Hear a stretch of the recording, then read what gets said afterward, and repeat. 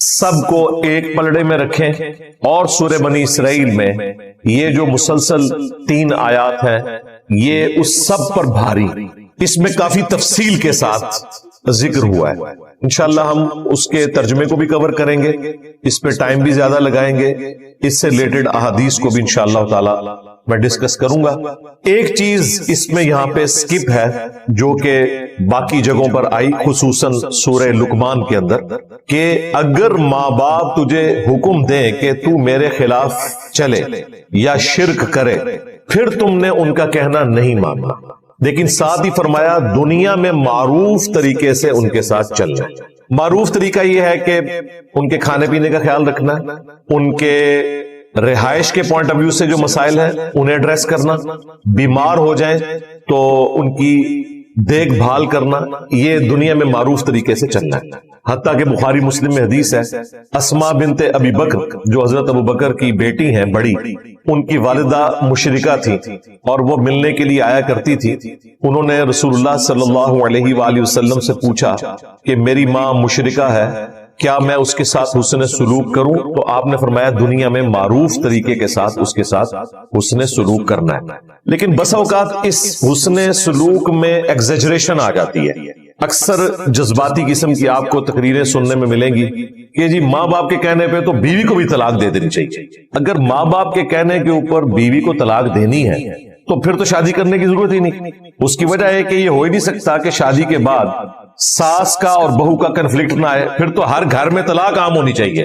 پھر تو قرآن و سنت میں یہ تعلیمات ہونی چاہیے کہ شادی کرو اور پہلے ہی ہفتے طلاق دے دو، لیکن قرآن و سنت میں تو بالکل اس کے اپوزٹ باتیں ملتی ہیں۔ اس کا مطلب یہ ہے کہ یہ چند ایک جعلی روایتوں سے بعض لوگوں نے جو مسائل اخذ کیے یا اکا دکا جو صحیح روایتیں بھی ہیں، وہ روایتیں بھی وحی کی تائید کے ساتھ، جس طرح عبداللہ ابن عمر کے بارے میں آتا ہے کہ ان کی بیوی کے ساتھ حضرت عمر کا کنفلکٹ تھا اور انہوں نے کہا اسے طلاق دے دو، انہوں نے نہیں دی، نبی الاسلام کے پاس آئے تو نبی الاسلام نے کہا کہ ٹھیک ہے تم طلاق دے دو۔ اب نبی صلی اللہ علیہ وآلہ وسلم کو تو وحی کی تائید حاصل ہے، وہ اگر کسی سے فرما رہے ہیں تو وہ صرف زبانی کلامی نہیں کہہ رہے، اس چیز کو نبی الاسلام نے کہیں مشروع نہیں فرمایا، ورنہ حدیثیں یوں ہوتی کہ جب ماں باپ تمہیں طلاق دینے کا کہیں تو فوراً اپنی بیوی کو طلاق دے دو، تو پھر سب سے پہلے تو سارے صحابہ کرام بغیر بیویوں کے بیٹھے ہوتے، کیونکہ یہ کنفلکٹ تو شروع سے چل رہا ہے اور جوائنٹ فیملی سسٹم میں یہ نیچرل ہے۔ اس کے الٹ ضرور ملتا ہے، قرآن میں بیوی کے ساتھ، بچوں کے ساتھ، ماں باپ کے ساتھ حسن سلوک کا ذکر ہے، طلاق کو آخری درجے تک اوائڈ کرنے کا ذکر موجود ہے، اور احادیث میں تو جس طریقے سے کھول کھول کر نبی الاسلام نے بیان فرمایا اس کی بات تو گنجائش نہیں رہتی۔ بخاری مسلم میں حدیث ہے، عورت مرد کی ٹیڑھی پسلی سے پیدا ہوئی ہے، اسے سیدھا کرنے کی کوشش نہ کرو ورنہ اسے توڑ بیٹھو گے، اور اسے طلاق دینا اسے توڑنا ہے۔ اس کا مطلب ہے نبی اسلام نے کہا کہ نہیں توڑنا اسے، اس میں الفاظ ہے اس سے نفع حاصل کرو، اسے سیدھا کرنے کی کوشش نہ کرو، یعنی توڑنے کی کوشش نہ کرو، یعنی کہ طلاق دینے کی کوشش نہ کرو۔ یہ حدیث بخاری میں بھی ہے، مسلم میں بھی۔ مسلم شریف میں تو اتنی حیران کن حدیث ہے، نبی الاسلام نے فرمایا شیطان کا تخت پانیوں پہ لگا ہوا ہے، شام کے وقت سارے چیلے آ کے اسے رپورٹ کرتے ہیں آج ہم نے فلاں شخص سے فلاں گناہ کروایا، فلاں شخص سے فلاں گناہ کروایا۔ شیطان خوش نہیں ہوتا، بڑا بڑا گناہ وہ گنواتے ہیں، بدکاری کا، چوری کا۔ ایک چیلا آ کے کہتا ہے آج میں نے میاں بیوی کے درمیان جدائی کروا دی، شیطان اسے گلے لگا لیتا ہے کہ اصل کام تو نے کیا۔ اس حدیث کی روشنی میں کیا یہ بات فٹ ان بیٹھتی ہے کہ ماں باپ کے کہنے پہ بیوی کو طلاق دے دی جائے؟ اسلام تو کہتا ہے جینوئن ریزن بھی ہو تب بھی آپ نے طلاق کو اوائڈ کرنا ہے۔ قرآن میں آیا کہ اگر عورت بے حیائی کرے تو سب سے پہلے اسے بستر سے الگ کرو، اس سے بڑی تو کوئی بات نہیں ہو سکتی، سورۃ النساء میں۔ پھر بھی صحیح روش اختیار نہ کرے تو اسے مارو، وہ بھی وحشیوں کی طرح نہیں مارنا، صرف چھوٹے بچوں کو جس طرح ڈانٹ ڈپٹ کی جاتی ہے اس میں بھی چہرے پہ مارنے سے منع کیا، ہڈی پسلی توڑنے سے منع کیا، ایک سازش کے طور پہ۔ اس سے بڑی کیا چیز ہو سکتی تھی؟ نبی الاسلام نے منع فرمایا۔ صحیح مسلم میں حدیث ہے کوئی بھی مؤمن اپنی مؤمنہ بیوی سے بغض نہ رکھے۔ صحیح مسلم میں ایک اور حدیث ہے دنیا برتنے کی جگہ ہے اور سب سے بہترین اگر کوئی متاع ہے دنیا کا تو نیک بیوی ہے۔ بخاری اور مسلم دونوں میں حدیث ہے میں اپنے بعد تمہارے لیے سب سے بڑی آزمائش تمہاری عورتیں چھوڑ کر جا رہا ہوں، یعنی ان کے ساتھ حسن سلوک کرنا ہے، یہ تمہاری ذمہ داری ہے. یہاں پر ہمارے پنجاب کے معاشرے میں بوڑھے لوگ جن کے ساتھ نوجوانوں کی دوستیاں ہوتی ہیں، وہ انہیں شادی سے پہلے پٹی پڑھا دیتے ہیں کہ اپنی بیویوں کو دبا کے رکھنا، کیونکہ انہوں نے یہی کچھ کیا ہوتا ہے، اور اینڈ رزلٹ آپ لوگوں کے سامنے پوری زندگی میاں بیوی لڑتے رہتے ہیں. یعنی آپ پرانے جو بوڑھے بابے ہیں نا، ان کو دیکھیں نا تو سکون سے نہیں گھر میں رہتے. اسی طریقے سے وہ میاں بیوی جو پوری زندگی اکٹھے نہیں رہے ہوتے، بڑھاپے میں جب ریٹائرمنٹ کے بعد مرد گھر واپس آتا ہے، کچھ عرصے بعد آپ طلاق سن لیتے ہیں. یہ عام آپ نے سنا ہوگا، یہ خصوصاً فوجیوں میں بہت ساری طلاقیں اس طرح کی ہو جاتی ہیں، کیونکہ انہیں ساتھ رہنے کی عادت نہیں ہوتی، اور بڑھاپے کے وقت اب دونوں کی ہڈیاں اپنی جگہ فکس ہو چکی ہیں، کوئی پیچھے ہٹنے کے لیے تیار نہیں ہے. وہ طلاق ہو جاتی ہے اور وقت پڑ جاتا ہے بچوں کو. ماں کو بھی انہوں نے سنبھالنا ہے، باپ کو بھی سنبھالنا ہے، اور ایک جگہ نہیں رکھنا. ظاہر ہے وہ نامحرم ہو گئے ایک دوسرے کے لیے. یہ بہت بڑی آزمائش. یہ وہ ریئل ٹائم پرابلمز ہیں جو لوگ ہم سے آ کے ڈسکس کرتے ہیں اور کہتے ہیں نہیں کیا کریں، مصیبت بن گیا آخری وقت میں ہمارے ماں باپ ہمارے لیے. وہ آپس میں غصے میں الجھے ہیں اور طلاق کر کے تو مصیبت ہماری جان کو ڈال دی ہوئی ہے. سب کے پاس تو فائنینشیل ریسورسز ایسے نہیں ہوتے نا کہ وہ ماں باپ کو الگ الگ مکانوں میں رکھ سکے. یہ ایک عذاب والی صورتحال شروع ہو جاتی ہے کیونکہ ساتھ رہنے کا تجربہ نہیں ہوتا. کورونا کے دنوں میں آپ نے نہیں سنا تھا کتنے لوگوں کی طلاقیں ہو گئی یورپ امریکہ میں، کیونکہ پہلے تو مصروف رہتے تھے ایک دوسرے کے ساتھ، بس اتنا ہی ریلیشن شپ تھا کہ بچوں کے پوائنٹ آف ویو سے کوئی تھوڑی بہت ڈسکشن ہو گئی، یا جاب کے پوائنٹ آف ویو سے، یا کھانے پینے کے موقع پہ. جب ساتھ پورا دن گزارنا پڑا تو دونوں ہی ڈان ہیں، عورتیں بھی ڈان ہیں اور ان کے ہسبینڈ بھی ڈان بنے ہوئے. اور at the end of the day Europe میں تو یو کے اندر ایک میں نے یعنی مین ٹی وی چینلز کے اوپر خبریں دیکھی ہیں کہ کئی مردوں کو ان کی بیویوں نے مارا ہے. یہاں تو زیادہ تر مرد مارتے ہیں نا، وہاں زیادہ تر عورتیں مارتی ہیں. اور وہ کورونا کے دنوں میں جب لاک ڈاؤن چل رہا تھا، شکر ہے وہ لاک ڈاؤن ختم ہوا اور بعد میں زندگی نارملائز ہوئی. اسی طریقے سے بخاری شریف سے ایک حدیث پیش کی جاتی ہے کہ حضرت ابراہیم علیہ السلام جب حضرت اسماعیل علیہ السلام کی غیر موجودگی میں ان کے گھر آئے ملنے کے لیے، تو ان کی بیوی کے ساتھ انٹریکشن ہوا، یعنی اپنی بہو کے ساتھ. واپسی پہ جاتے ہوئے انہوں نے کہا کہ جب اسماعیل آئے تو اسے میری طرف سے پیغام دینا ہے کہ اپنے گھر کی چوکھٹ بدل لے. تو جب حضرت اسماعیل علیہ السلام واپس آئے، ان کو میسج دیا ان کی بیوی نے، تو انہوں نے طلاق دے دی اپنی بیوی کو. یعنی وہ کوڈ ورڈز میں بات کی تھی. بھائی حضرت ابراہیم علیہ السلام خلیل اللہ ہے، انہوں نے کوئی اندازہ نہیں لگایا تھا، ان کے پاس غیبی خبر تھی. غیبی خبر کے بغیر اٹکل پچو چلانا یہ نبی کی تو شان ہی نہیں ہے. اس طرح کے واقعات سے یہ پریسیڈنٹ سیٹ کرنا کہ آپ لوگوں کو یہ ترغیب دلائیں کہ ٹھیک ہے جی ماں باپ اگر خوش نہیں ہے تو بیوی کو طلاق دے دو، اس کو سمجھنے کے لیے بڑی آسان بات ہے. جو یہ مشورہ دیتا ہے نا، اسے کہا جائے کہ اگر تیری بیٹی کو تیرا داماد اپنے ماں باپ کے کہنے پہ طلاق دے تو وہ کانوں کو ہاتھ لگائے گا، نہیں ظلم ہے. تو جس کے لیے تم کوشش کر رہے ہو وہ بھی تو کسی کی بیٹی ہے. دنیا میں آپ نے ایشوز کو ریزالو کرنا ہے نا، اپنے آپ کو اس کی جگہ پہ رکھ کے دیکھیں، پھر آپ کو بڑی آسانی سے سمجھ آ جائے گی کہ اس وقت یہ بندہ زیادتی کر رہا ہے یا واقعی یہ بیچارہ مظلوم ہے، اسے بات سمجھ نہیں آ رہی. ہو سکتا ہے میں بھی اس کی جگہ پہ ہوں تو یہی صورتحال ہو.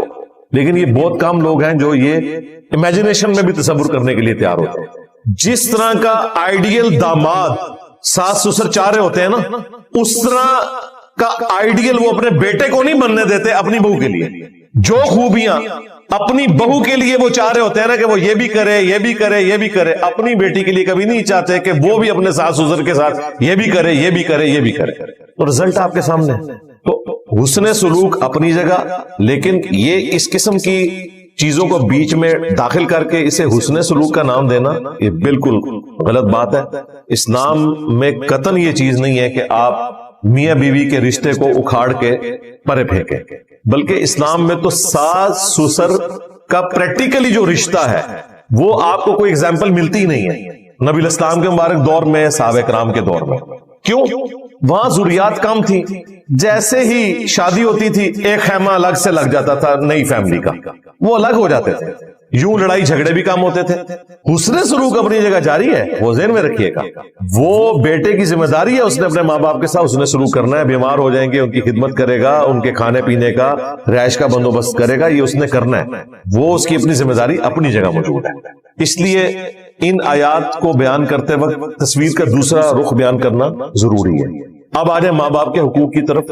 5 مقامات پہ، جن میں سے ٹاپ آف لسٹ یہ مقام ہے. ایک چیز اس میں مینشن نہیں ہوئی تھی، سورہ لقمان میں آئی تھی کہ شرک کا کہیں تو پھر ان کا کہنا نہیں ماننا، وہ امپلائڈ تھا، وہ تو بخاری مسلم میں حدیث ہے کہ خالق کی نافرمانی میں مخلوق کی اطاعت نہیں کی جا سکتی، سیدھی سی بات، لیکن پھر بھی انصاف کا تقاضا تھا، میں یہاں پہ کراس ریفرنس دیتا۔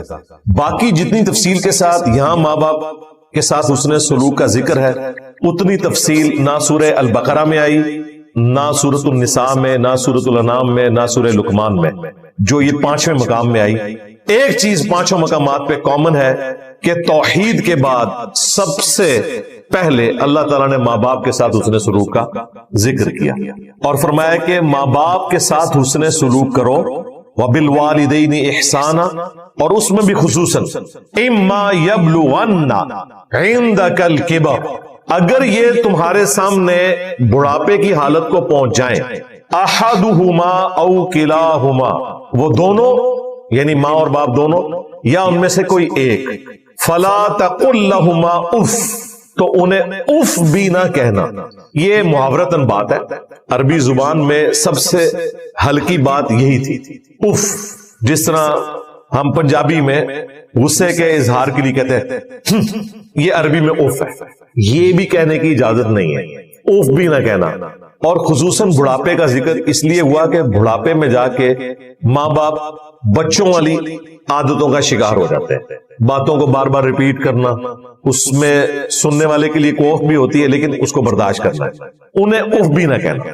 میں نے تو اس میں جو سب سے آسان ذریعہ ڈھونڈا ہے نا بچنے کا، وہ یہ ہے کہ آپ جتنی مختصر گفتگو کریں گے اتنے ہی گستاخی کے چانسز کم ہو جائیں گے، جتنی زیادہ گفتگو کریں گے اور اس میں پھر معاملات کھلتے چلے جائیں تو اس میں پرابلم زیادہ کھڑی ہوتی ہے، ٹو دی پوائنٹ معاملات کو لے کے چلیں تو یہ چانسز کم ہو جائیں گے۔ ادروائز ظاہر ہے انسان ہے، انسان کو دوسرے انسان کی ایکٹیویٹیز کے اوپر غصہ آ ہی جاتا ہے، وہ آگے ذکر بھی آ جائے گا کہ اس طرح کبھی ہو جائے گا۔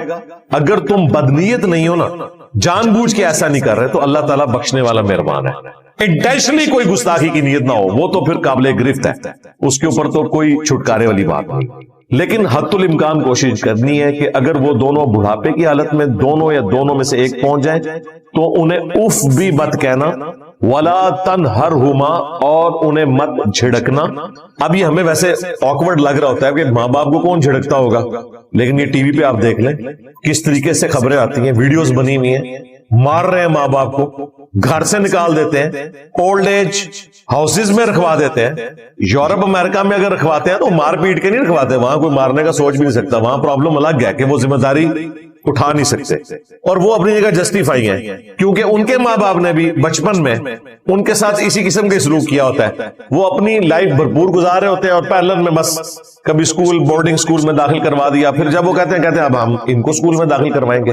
ہمارے سب کانٹیننٹ کے معاشرے میں جو ماں باپ کا ایک گہرا رشتہ ہے اپنی اولاد کے ساتھ، تن من دھن لگا دیتے ہیں، جتنے بھی آپ کو کامیاب لوگ نظر آ رہے ہیں ان کے پیچھے آپ کو سب سے زیادہ کنٹریبیوشن ان کے ماں باپ کی نظر آتی ہے، فائنینشیل بھی، اخلاقاً بھی، ہر لحاظ سے، تب وہ کسی مقام کے اوپر پہنچتے ہیں۔ یہاں تو معاملہ ڈیفرنٹ ہے، یہاں تو یعنی پھر وہ جسٹیفائی ہے یہ چیز کہ اولاد کا کام ہے کہ ماں باپ کے ساتھ حسن سلوک کرے، وہاں کا معاملہ ایک ڈیفرنٹ ہے۔ تو جھڑکنا بھی نہیں، وَقُلْ لَهُمَا قَوْلًا كَرِيمًا، اور ان کے ساتھ بات نرمی کے ساتھ کرنی ہے، رسپیکٹ کے ساتھ کرنی ہے۔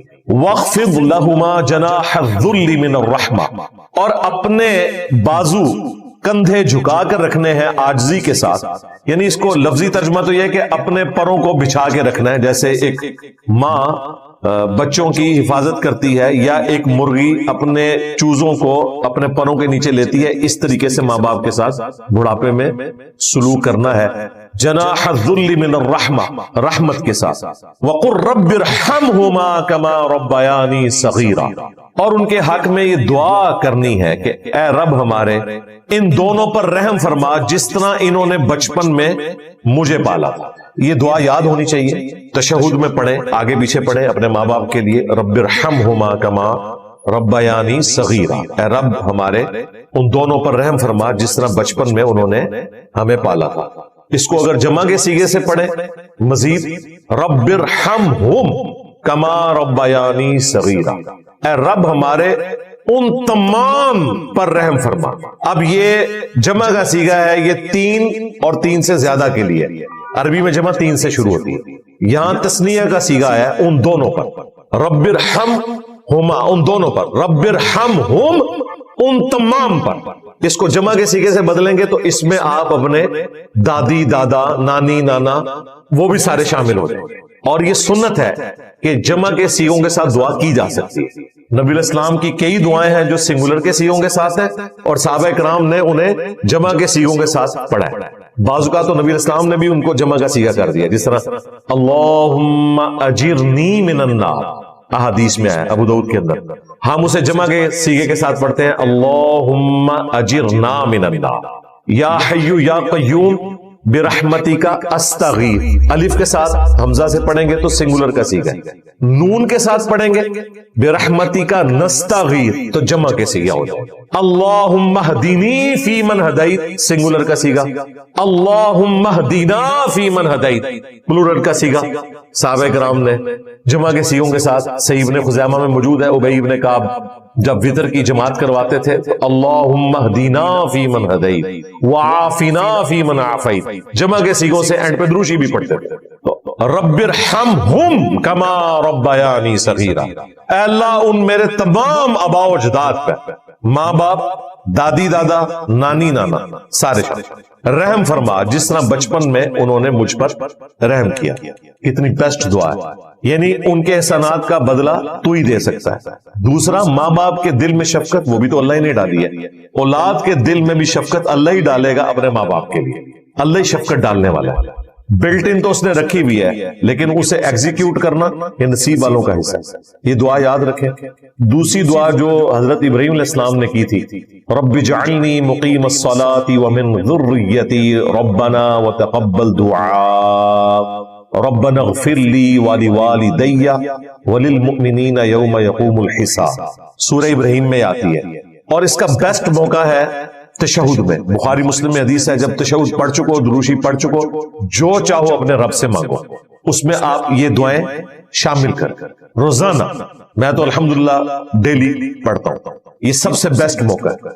اسی طریقے سے قنوت وطر کے بعد بھی جو دعائیں آپ پڑھتے ہیں مزید صحابہ کرام سے ثابت ہیں ان میں یہ شامل کریں. ماں باپ زندہ ہیں یا مر چکے دونوں حالتوں میں ان کے لیے دعا کرنا یہ ماں باپ پہ کوئی احسان نہیں ہے، یہ اللہ تعالیٰ کہ حکم کو آپ نے پورا کرنا ہے اور اس میں آپ کے لیے بھی نفع ہے. ساتھ ہی ساتھ اپنے بیوی بچوں کے لیے بھی دعا کریں، وہ بھی قرآن میں سورہ الفرقان میں سکھائی گئی. ربنا هب لنا من ازواجنا وذرياتنا قرة اعین واجعلنا للمتقین اماما.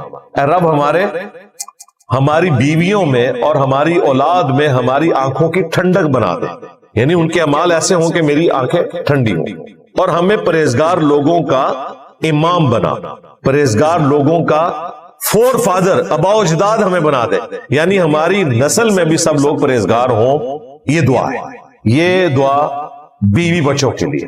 اور ایک دعا ایسی ہے جو آپ نے اپنے تمام رشتہ داروں کے لیے پوری امت کے لیے کرنی ہے. اللہم ربنا آتینا فی الدنیا حسنہ وفی الآخرۃ حسنہ وقینا عذاب النار. اس میں سارے شامل ہو گئے. اے رب ہمیں دنیا میں بھی بھلائیاں عطا فرما، آخرت میں بھی بھلائیاں عطا فرما، اور آخرت کی سب سے بڑی بھلائی عطا فرما دے کہ ہمیں آگ کے عذاب سے بچا لے. آمین. تو یہ 3 دعائیں کم از کم یاد کر لیں اور انہیں تشہد میں پڑھیں. تشہد کے علاوہ بھی ایک اور موقع ہے، صحیح مسلم میں حدیث ہے سجدے میں انسان اپنے رب کے سب سے زیادہ قریب ہوتا ہے، لہذا خوب دعائیں مانگا کرو. 3 دفعہ سبحان ربی الاعلیٰ پڑھ کے یا باقی جو تسبیحات ہیں سبوح قدوس رب الملائکۃ والروح. ایک اور تسبیح بخاری مسلم میں آئی ہے سبحانک اللہم ربنا وبحمدک اللہم اغفر لی. یہ دعائیں بھی پڑھیں اور ساتھ یہ دعائیں بھی پڑھیں. کسی ایک سجدے میں پڑھ لیں، یہ نہیں کہ ہر سجدے میں پڑھنی ہے. 5 نمازوں میں کسی ایک نماز کی کسی ایک رکعت میں بھی یہ دعائیں آپ نے پڑھ لی تو ایک دن میں آپ نے جو حق ادا کرنا تھا دعا والا وہ کر لیا. ونس ہی کافی ہے. لیکن یہ دعائیں یاد ہوں گی تو آپ پڑھیں گے، ترغیب دلائی جائے گی تو پڑھیں گے. ماں باپ کے حقوق کے حوالے سے ایک حدیث بڑی مشہور ہے بخاری اور مسلم میں. نبی صلی اللہ علیہ وآلہ وسلم سے ایک صحابی نے پوچھا کہ میرے حسن سلوک کا سب سے زیادہ حقدار کون ہے؟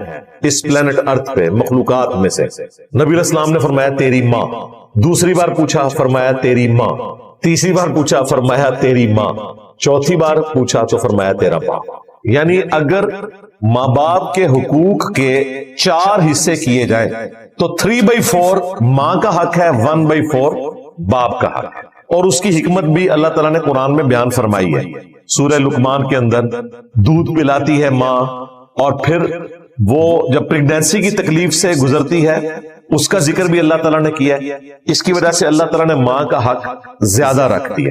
حتیٰ کہ سنن نسائی میں حدیث ہے جنت تیری ماں کے قدموں کے پاس ہے، یعنی ماں کی خدمت کر کے جنت کمائی جا سکتی. اسی طریقے سے جامعہ ترمذی میں اور سنن ابن ماجہ میں حدیث ہے کہ تیرا باپ جنت کا دروازہ ہے. اب یہ تیری مرضی ہے، تو اس کی حفاظت کرنا چاہتا ہے یا نہیں کرنا چاہتا.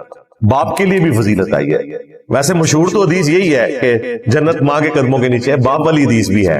جامعہ ترمذی میں اور ابن ماجہ میں ایک اور حدیث ہے تو اور تیرا مال تیرے باپ کا ہے، تو وہ حدیث الگ سے ہے. پھر وہ مشہور حدیث جو جامعہ ترمذی کے اندر موجود ہے اور المستدرک للحاکم میں، بڑی ایکسٹراڈنری حدیث ہے، اور اس کا کچھ حصہ مسلم شریف میں بھی ہے. مسلم شریف میں جو ماں باپ سے متعلق حصہ ہے نا، وہ مسلم شریف میں ہے کہ ہلاک ہو جائے وہ شخص جو ماں باپ کو، دونوں کو یا دونوں میں سے کسی ایک کو بڑھاپے کی حالت میں پائے اور ان کی خدمت کر کے جنت نہ کما سکے. نبی علیہ السلام نے اس کے اوپر آمین کہا ہوا ہے. مسلم شریف میں اتنا ہی حصہ ہے، لیکن یہ پوری حدیث جامعہ ترمذی میں المستدرک للحاکم میں ہے.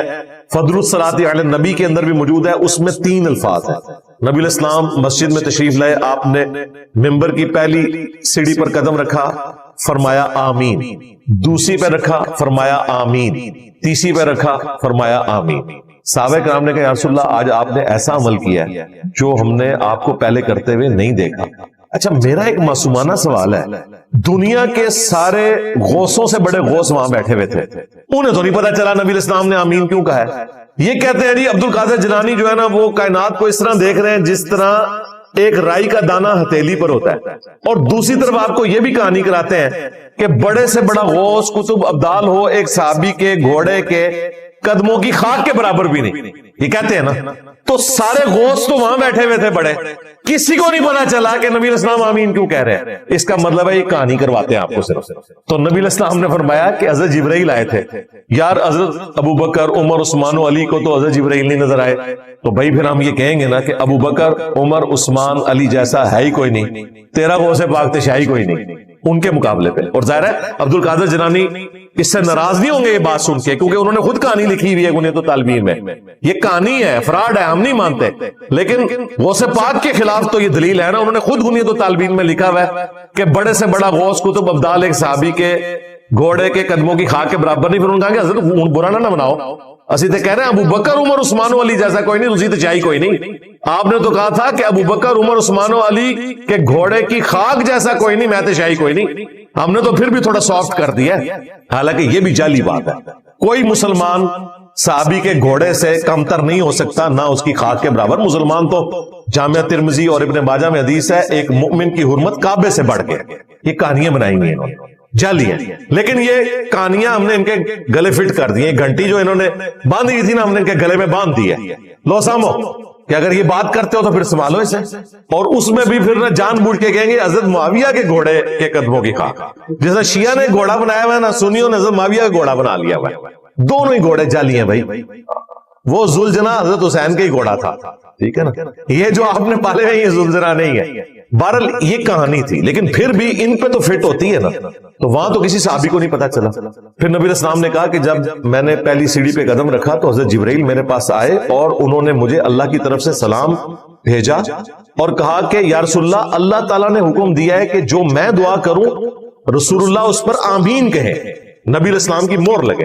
اس میں پہلی سیڑھی پہ جب قدم رکھا تو حضرت جبرائیل نے کہا کہ یا رسول اللہ آپ آمین کہیں کہ برباد ہو جائے وہ شخص جس کے سامنے آپ کا ذکر ہو اور وہ آپ پر درود نہ پڑے. اللہم صلی علی محمد وعلی آل محمد. ایک مجلس میں بارہا رسول اللہ کا ذکر ہو صلی اللہ علیہ وآلہ وسلم تو کم از کم ایک دفعہ دروشی پڑھنا یہ ضروری ہے. تو نبی علیہ السلام نے کہا آمین.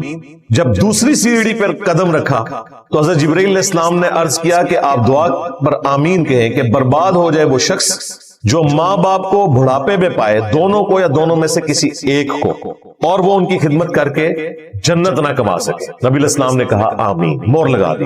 یہ وہ حصہ ہے جو مسلم شریف میں بھی ہے. اور تیسری سیڑھی پر جب قدم رکھا تو حضرت جبرائیل علیہ السلام نے عرض کی کہ آپ آمین کہیں کہ برباد ہو جائے وہ شخص جو رمضان مبارک کا مہینہ پائے اور وہ اپنی مغفرت نہ کروا سکے. نبی علیہ السلام نے کہا آمین. اچھا یہ حدیث آپ بچپن سے سن رہے ہیں، لیکن جو اینگل میں نے بتایا کہ سارے غوثوں کے غوث وہاں بیٹھے ہوئے تھے، نبی علیہ السلام سے کیوں پوچھ رہے ہیں کتنے گیا دماغ؟ کہتے ہیں انجینئر صاحب کے آنے سے کیا فرق پڑا ہے؟ یہ فرق پڑا ہے. کبھی آپ لوگوں نے اپنا دماغ استعمال نہیں کیا تھا. آپ تو وہ 3 باتیں یاد کیے ہوئے تھے. ہم تو سٹارٹ میں ہی پکڑ لیتے ہیں کہ بھائی گل شروع کی تو وہی ہے، کیونکہ انہوں نے جس طریقے سے آپ کو جھوٹے عقائد بتائے تھے نا، تو آپ فوراً حساب لگا لیا کریں کہ یہ بات کدھر جا رہی ہے. تو آپ کو ہر حدیث کے بعد اینڈ رزلٹ پتہ کیا ملے گا؟ بابے تھے شاہی کوئی نہیں. کہانیاں کرائی ہوئی ہیں انہوں نے، نبی کے جیسا ہے ہی کوئی نہیں، بابے تھے شاہی کوئی. قرآن و سنت کی تعلیمات کا خلاصہ ہی ہے. انبیاء کرام جب دنیا میں آتے تھے تو ان کے مقابلے پہ کون کھڑے ہوتے تھے؟ بابے. اور ان بابوں میں کافر بابے بھی ہوتے تھے اور اولیاء اللہ بھی ہوتے تھے. یہ یہودیوں کے جو بڑے بڑے پریسٹ ہیکل سلمانی میں بیٹھے ہوئے تھے، غوث وقت ہی تھے نا، موحدین تھے نا، وقت کے غوث تھے نا، یعنی کہ امام کعبہ وہ والا ٹائٹل تھا ان کا. حضرت عیسیٰ علیہ السلام کا انکار کر کے مردود ہوئے، اس وقت تک تو وہ غوث وقت تھے نا. تو حضرت عیسیٰ علیہ السلام کی مخالفت کنہوں نے کی؟ غوث وقت میں. تو یہ بابے اتنی پیڑی شہن ہے کہ جب یہ ڈی ٹریک ہو، یہ پیغمبر کی بھی مخالفت کرتے ہیں. میں اور آپ شاہی کوئی نہیں ان کے مقابلے پہ، مخالفت کے پوائنٹ آف ویو سے. ویسے تو جنہوں نے لمحہ پا لیا ہے ایک ہی شاہ، ساڑھے اسٹوڈنٹ کے بھی شاہ کوئی نہیں ہے. یعنی اپنی ہٹ دھرمی میں یہ جس اعلیٰ درجے پہ پہنچے ہوئے ہیں اس کے مقابلے پہ عام مسلمان تو ولی ہے جو ہٹ دھرمی ان کے اندر پائی جاتی ہے. اسی لیے قرآن میں آیا سورہ حامیم السجدہ میں کہ قیامت والے دن جہنمی کہیں گے کہ اے اللہ، جنوں اور انسانوں میں سے ہمارے وہ بزرگ جنہوں نے ہمیں دنیا میں گمراہ کیا، آج انہیں ہمارے حوالے کر ہم انہیں اپنے پاؤں کے نیچے روندیں گے کہ ان کی وجہ سے ہم گمراہ ہوئے. اور سورۃ الاحزاب میں آیا کہ ہمارے بڑوں کو، ہمارے بزرگوں کو اے اللہ دگنا عذاب دے، دنیا میں ہم ان کی وجہ سے گمراہ ہوئے. حقیقت بات ہے، ہم تو دنیا میں اس وقت یقین کریں ان کے لیے بدوائیں نکلتی ہیں کہ جن کے ساتھ لگے ہوئے تھے یہ تو ہمیں جہنم میں پھینکنے لگے تھے، آخرت میں تو آپ غصے کو چھوڑ دیں، کیا ہوگا؟ ادھر ہی جس کے اوپر توحید کھلتی ہے نا، جسے قرآن و سنت کا تعارف ہوتا ہے، وہ کہتا ہے یا اللہ انہاں دا بیڑا غرق کر، انہوں نے ساڑھے ماں پیوں نو گمراہ کیتا، انہوں نے ماں پیوں نو گمراہ کیتا. آپ ذرا امیجن کریں کتنے لوگ ہماری لائف سٹریم میں آ کے رو رہے ہوتے ہیں کہ جی ابا جی اسی طریقے سے شرک کرتے ہوئے مر گئے، ہم کنہیں بدوائیں دیں اپنے بزرگوں کو، ان کے اوپر قنوت نازلہ پڑھیں. خوش نصیب ہیں وہ لوگ جنہوں نے اپنے ماں باپ کو مرنے سے پہلے اللہ کی توفیق سے دعوت دے کے حق پر لانے میں وہ کامیاب ہوئے ہیں اور جہنم میں جانے سے بچا لیے. جن کے تو مر چکے ہیں ان سے پوچھیں وہ کس تکلیف میں، وہ تو کہتے ہیں کہ انہوں نے لمحہ پاواں گے، ٹوٹے کرواواں گے نہ دے اپنے سامنے. سورۃ الاعراف میں آئے کہ جب کبھی بھی کوئی جہنم میں داخل کی جائے گی نا امت، تو وہ کہے گی کہ اے اللہ ہمارے بزرگوں کو دگنا عذاب دینا جن کے پیچھے چل کے ہم گمراہ ہوئے تھے. اللہ تعالیٰ فرمائے گا تمہارے لیے بھی دگنا ہے اور تمہارے بزرگوں کے لیے بھی دگنا ہے، کیونکہ تم بھی تو آنے والوں کے لیے بزرگ بنے ہوئے ہو نا. یہ آج جو علماء کے نام اتنے احترام سے لیتے ہیں، کیوں لے رہے ہوتے ہیں؟ کل کو انہوں نے بوڑھا ہونا ہے نا تو ان کے نام بھی احترام سے لیے جائیں. اسی لیے اتنی لمبی دمیں لگائیں گے، علماء کے فضائل سنائیں گے، آپ کہیں گے یار اس کو کیا اس میں سے فائدہ؟ بھائی کل کو اس کی داڑھی سفید ہونی ہے، یہ ساری دمیں اس نے اپنے ساتھ لگانی ہے، کیونکہ وہ جو دموں والا ہے اس نے تو قبر میں چلے جانا ہے، دمیں اس نے باہر چھوڑ جانی ہے، وہ اس نے اپنے ساتھ لگانی ہے. تو وہ پہلے تیار کر رہا ہوتا ہے آپ کو کہ اگلی باری میری ہے. اور وہ میں نے آپ کو بتایا نا کہ جو نیا آتا ہے نا اپنا لچ فرائی کر کے جاتا ہے. تصوف میں قادری سلسلہ ایگزسٹ ہی نہیں کرتا تھا، یہ جنیدیہ سلسلہ تھا. علی بن عثمان حجویری بھی کشف المحجوب میں جنیدیہ سلسلہ لکھتے ہیں اسے، کیونکہ وہ بھی سلسلہ جنیدیہ میں تھے.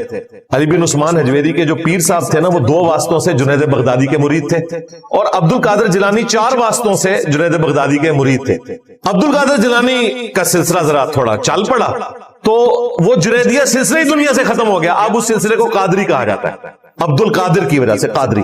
لیکن انہوں نے کچھ عرصہ ہی ظاہر بادشاہی کرنی تھی. ان کے اپنے مریدین شاذلی رفائی سلسلے شروع ہو گئے, سب کانٹیننٹ میں آئے, تو اعلیٰ حضرت نے اپنی نسبت چلا دی رضوی. الیاس قادری صاحب کے نام کے ساتھ دیکھیں نا, لکھا ہوتا ہے مولانا الیاس قادری رضوی ضیائی. اچھا, پھر الیاس قادری صاحب نے کہا کہ میں بھی اپنا حصہ ڈالوں. انہوں نے اپنے مریدوں کا آپ لگاؤ اتاری. پہلے تو سال لگاتے رہے, پھر انہوں نے خود ہی ایک ویڈیو میں کہا کہ یہ نام بہت لمبا ہو گیا, آپ ڈائریکٹ اتاری لکھا کرو. اتاری کا مطلب ہے کہ اتاری ہے تو ضیائی تو ہو گئی, جب ضیائی ہے تو رضوی تو ہو گئی, جب رضوی ہے تو قادری تو ہو گئی. بالکل جناب, اگر عبد القادر جیلانی کو یہ رائٹ پہنچتا ہے کہ وہ اپنی نسبت بیچ میں فرائی کریں, تو الیاس قادری صاحب کا بھی حق ہے. آج تو دنیا ان کے ساتھ ہے, اتنی پبلک تو عبد القادر جیلانی کے بھی ساتھ نہیں تھی جتنی بابا جانی کے ساتھ ہے اس وقت. ان کا بھی رائٹ ہے. تو ہر کوئی اپنا حصہ ڈالتا ہے. اس لیے ہم کہتے ہیں کہ بزرگوں کی نسبتیں چھوڑیں, اپنا باپ کسی کو بنانا ہے تو اسے بنائے جس کی قبر مدینے میں. النبی اولا بالمؤمنین من انفسہم وازواجہ امہاتہم, نبی مومنین کی جانوں پر ان سے بڑھ کر حق رکھتے ہیں, اور نبی کی بیویاں امت کی مائیں ہیں, یعنی کہ نبی امت کے باپ ہیں. باپ بار بار بدلنے کی ضرورت کوئی نہیں. اور دیکھیں بدبخت کتنے ہیں, 4 جو ٹاپ کے اولیاء تھے نا, امت کے نہیں اس کائنات کے ٹاپ کے اولیاء, ابو بکر, عمر, عثمان و علی. اگلی امتوں میں بھی یہ 4 بندے ان کے اصحاب سے بھی افضل ہیں. ان کے نام کا آپ کو کوئی سلسلہ نہیں نظر آ رہا. کہیں آپ نے سنا ہے سلسلہ صدیقیہ؟ سلسلہ ہے, اس کا نام نقشبندیہ رکھا ہوا ہے. کہتے ہیں ابو بکر صدیق تک جاتا ہے, تو صدیقیہ کیوں نہیں ہے؟ فرق دیکھا؟ سلسلہ فاروقیہ کوئی نہیں ہے, سوروردی ہے, کہتے ہیں حضرت عمر فاروق تک جاتا ہے بابے کے نام پہ رکھا ہوا ہے. اور بابا کون؟ 7ویں صدی ہجری میں. عثمانیہ کوئی نہیں, ان تک تو سلسلہ بھی کوئی نہیں جاتا, وہ اتنی مظلوم ہستی ہیں. اور حضرت علی تک قادری اور چشتی سلسلے جاتے ہیں, لیکن نام کیا ہے؟ عبد القادر جیلانی پہ 6 صدی ہجری میں, 7ویں صدی ہجری میں معین الدین چشتی. علوی نہیں ہے اس سلسلے کا نام. کتنی حیران کن بات ہے. اس طرف کبھی نہیں کسی کا دماغ گیا. اس کا مطلب ہے ان تک جاتے نہیں ہیں, انہوں نے سب کچھ جعلی بنایا ہوا ہے. ان بڑی ہستیوں کے ساتھ اپنے آپ کو منسوب کر دیا, اپنے آپ کو اونچا کرنے کے لیے. جس طرح یہاں پہ بھی لوگ منسوب تو کر دیتے ہیں. آپ دیکھیں کتنے وثوق کے ساتھ میلاد کے جلسوں میں نعرے لگاتے ہوئے نظر آئیں گے. اسی جلسے میں آپ بخاری مسلم سے نماز کا طریقہ بتائیں تو نفرت ہو جائے گی انہیں. پہلے لگ رہا ہوگا نبی علیہ السلام کے لیے جان دے دینی ہے, نبی علیہ السلام کے لیے یہ ہاتھ نہیں اٹھا سکتے رب الیدین میں, جان کی تو دینی ہے انہوں نے. وہ سارا بزرگ پرستی کا معاملہ چل رہا ہے. تو ہمارے روحانی باپ وہ ہیں جن کی قبر مدینے میں صلی اللہ علیہ وسلم. اب آپ اپنے ان والدین کی طرف واپس آ جائیں جن کا ذکر یہاں پہ ہو رہا تھا. والد جن کو اللہ تعالیٰ نے ذریعہ بنایا ہے آپ کے دنیا میں آنے کا, ان کے لیے آپ یہ ٹرم استعمال کرتے ہیں والد اور والدہ. لیکن ماں اور باپ یہ ٹرم خالہ کے لیے بھی یوز ہو سکتی ہے اسلام میں, چچا کے لیے, تایا کے لیے یہ ٹرم یوز ہوتی ہے. صحیح مسلم میں حدیث ہے چچا باپ کی مثل ہوتا ہے. تو باپ کا ورڈ چچا پر بھی بولا جاتا ہے, ماں کا ورڈ خالہ پر بھی بولا جاتا ہے. والدہ ایک ہی ہے. ماں وہ بھی ہے جس نے آپ کو بیٹی دی ہے, باپ وہ بھی ہے جس نے آپ کو بیٹی دی ہے, اپنی پالی اس نے ہے, حوالے آپ کے کر دیے. بڑا مشکل کام ہے, یقین کریں جب تک آپ کی اپنی بیٹی نہ ہو آپ کبھی احساس کر ہی نہیں سکتے کہ دنیا کا مشکل ترین کام ہے کوئی شخص اپنی بیٹی جوان کر کے کسی کے حوالے کر. یقین کریں میری اپنی بیٹی ماشاءاللہ اب جوان ہوئی ہے تو مجھے اب زیادہ اس چیز کا احساس ہونا شروع ہوا ہے کہ یار یہ کتنا مشکل کام ہے. تو وہ بھی ماں باپ ہیں جو آپ کو بیٹی دیتے ہیں, لیکن وہ والد اور والدہ نہیں ہے, ماں باپ ہے. ماں اور باپ کی ٹرم بولی جا سکتی ہے ان کے اوپر. استاد بھی آپ کا باپ ہے, والد نہیں ہے. باپ تو ہے, اس نے آپ کو سکھایا, ٹیچر ہے آپ کا, روحانی باپ. اور سب سے بڑی روحانی شخصیت نبی صلی اللہ علیہ وآلہ وسلم کی ذات.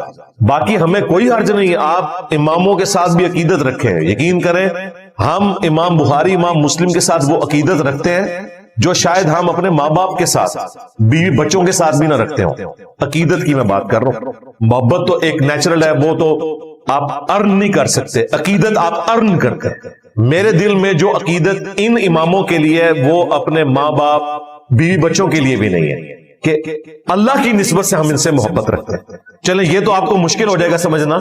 ہم حضرت ابو بکر, عمر, عثمان و علی کے ساتھ جو عقیدت رکھتے ہیں وہ اپنے ماں باپ سے بڑھ کے رکھ رہے ہوتے ہیں, اس لیے کہ انہوں نے نبی علیہ السلام کے ساتھ وفا کی. ان اماموں نے بھی وفا کی. اس اعتبار سے یہ سارے ہمارے روحانی باپ ہیں، ٹھیک ہے، ہمیں کوئی حرج نہیں ہے. لیکن جب تم بابوں کو رسول اللہ کے مقابلے پہ کھڑا کرتے ہو، پھر اپنی نسبتیں ان کے ساتھ جوڑتے ہو، پھر ان کے ناموں کے اوپر 4 مصلے کعبے میں ڈال دیتے ہو 1517 سے 1917 تک، اور ان اماموں بیچاروں کو پتہ ہی نہیں ہے کہ ان کے نام کے اوپر انہوں نے امت کو توڑا، تو پھر ہمیں تکلیف ہوتی ہے کہ یار کہ کیا ظلم کیا. قرآن میں تو آیا تھا وَاتَّخِذُوا مِن مَقَامِ ابراہیم مُصَلَّى، ابراہیم کے کھڑے ہونے کی جگہ کو مصلی بناؤ. ظالموں، تم نے 400 سال تک امام کعبہ کو مقام ابراہیم سے محروم رکھا. وہ 4 مصلوں کی تصویر ہم نے دکھائی ہے نا، محروم ہے، کیونکہ وہ لڑتے تھے کہ یار یہاں پہ تو ہم نے کھڑا ہونا ہے، سب سے افضل امام تو وہ ہوتا نا جو وہاں پہ کھڑا ہوتا. انہوں نے کہا ٹھیک ہے 4 مبارک کرو. مقام ابراہیم چھین لیا امام کعبہ سے، اس کو چھوڑ کے باقی 4 جگہ انہوں نے مصلے ڈالے. وہ اللہ تعالیٰ نے ان کے مصلے غرق کیے. ورلڈ وار 1 کے جہاں نقصانات ہوئے، سب سے بڑا فائدہ یہ ہوا ہے کہ سلطنت عثمانیہ کی بدعت ختم ہوئی ہے، اور جو ایک سمجھ لیں عجم کی امپائر تھی وہ عرب کی امپائر میں کنورٹ ہوگی، سعودی عرب کی شکل میں. کافروں کے ہاتھ میں نہیں گیا مکہ مدینہ، لیکن یہ جو اس میں سے فائدہ ہوا کہ مقام ابراہیم پہ کھڑا ہو گیا امام کعبہ، اور وہ 4 مصلے اٹھ گئے. یہ بہت بڑی اللہ کی طرف سے ایک نعمت ہوئی ہے. ورنہ جس طرح آج میڈیا کا دور ہے، اس وقت کافروں کے ہاتھ میں سب سے بڑی اگر کوئی کوڑا ہونا تھا نا مسلمانوں کے خلاف، انہیں کہنا تھا یہ ہے جی جو کہتے ہیں نہیں ہمارا قرآن ایک، نبی ایک، اللہ ایک، انہیں کہنا تھا تکو کعبے 4 مصلے جے.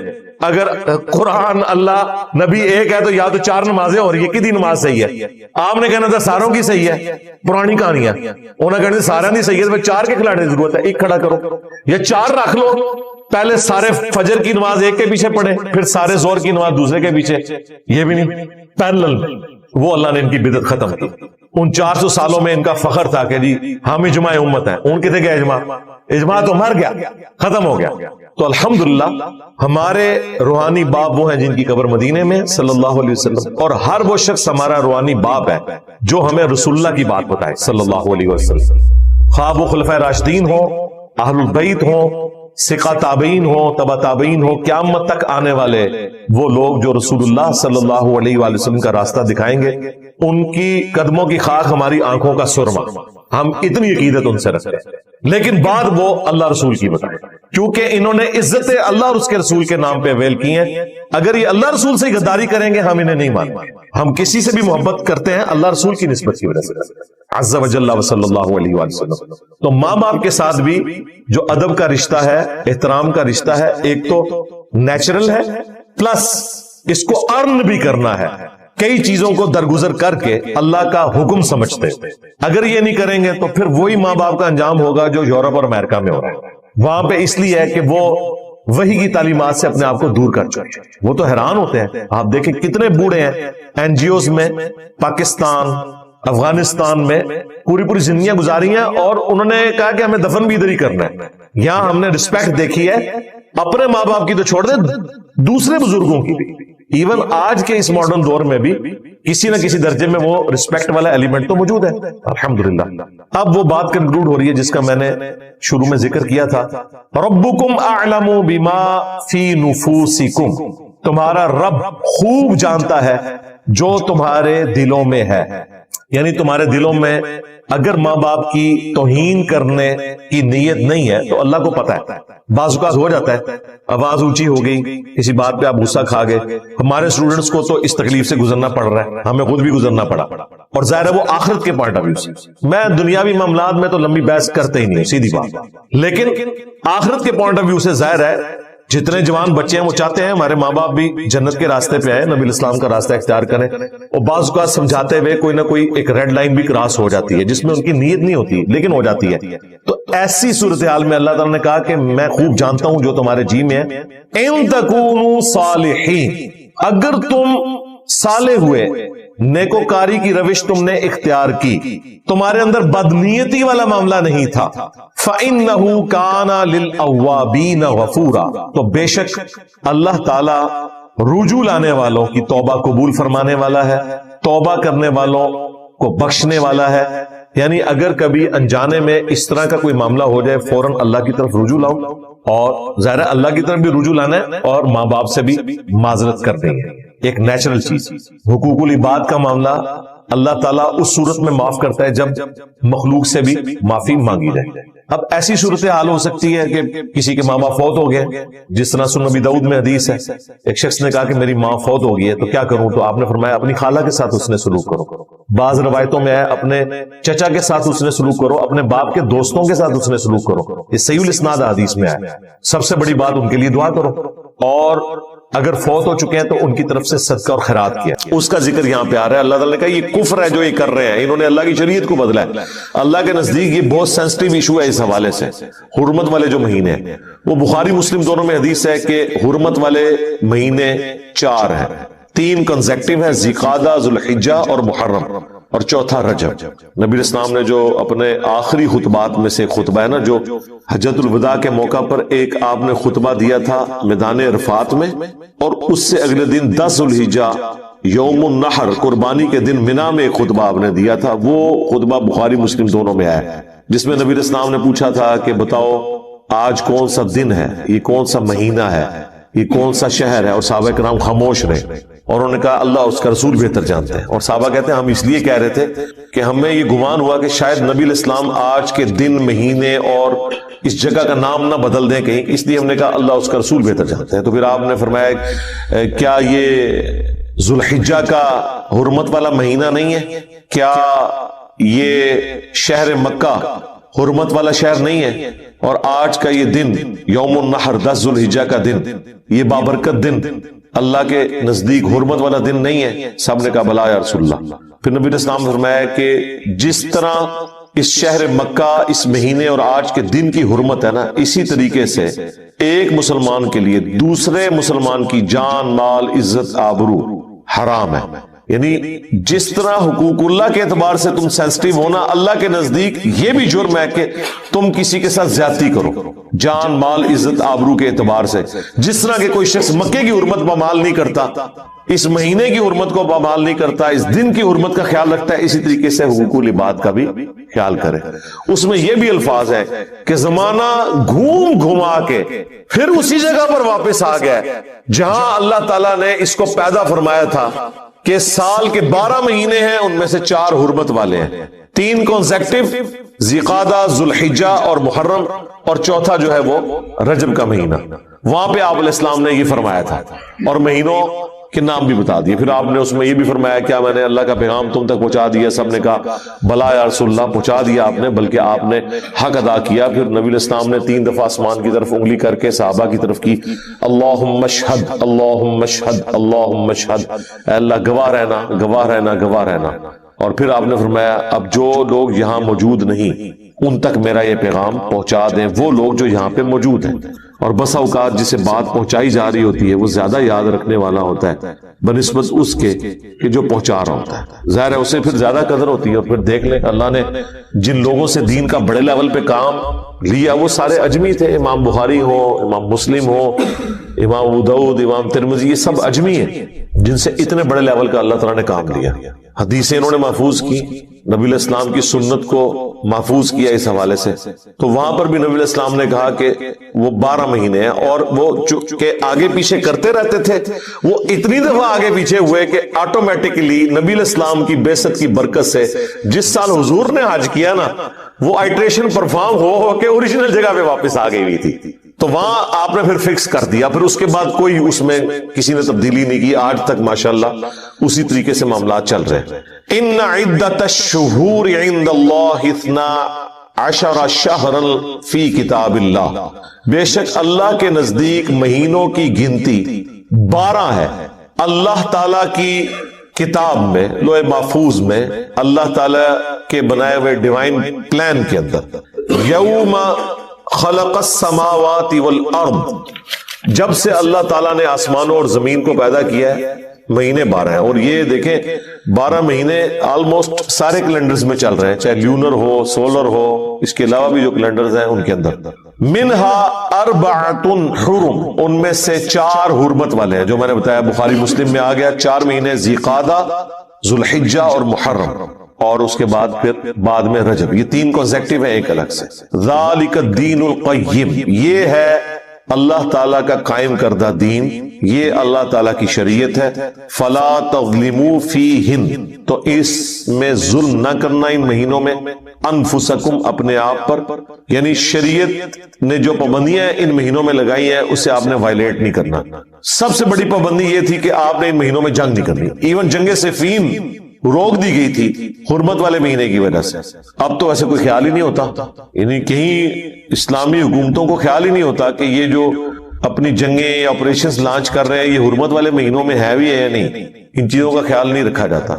اس میں ایک پلی مل جاتی ہے جو ساتھ ہی ذکر آ رہا ہے کہ اگر کافر یا اسلام کے دشمن آپ کے اوپر جنگ مسلط کر دیں حرمت والے مہینے میں، تو پھر آپ نے یہ نہیں کہنا کہ اس مہینے میں ہم نہیں لڑتے لہذا ہمیں مار دو، نہیں، پھر آپ نے لڑائی کرنی ہے۔